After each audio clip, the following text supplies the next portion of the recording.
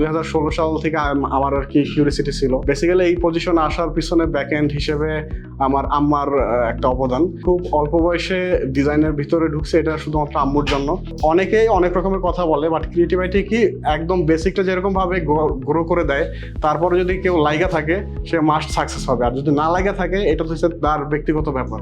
এখন এখানে প্রত্যেকটা মেন্টর ট্রাই করে সবাইকে সুন্দর মতো কমপ্লিট করানোর জন্য। বেসিক্যালি আমার এখন অনার্স চলতেছে, আমি অনার্স করতেছি ফ্যাশন ডিজাইনের উপরে। তো আমার সব রিলেটেড আমি যা আছে এডুকেশন কোর্স সব আমি ডিজাইন রিলেটেড পছন্দ আমার আগে থেকে, এটা আমার স্বপ্ন। বাট আমি স্টিল নাও একটা এমএনসি কোম্পানিতে মার্চেন্টাইজার হিসেবে আছি। আমার সব এম কিন্তু ডিজাইন। আমি সারাদিন মার্চেন্টাইজিং প্রোডাকশন সব শেষ করে এসে আমি রাতে কিন্তু ডিজাইন করি, কারণ এটা আমার স্বপ্ন।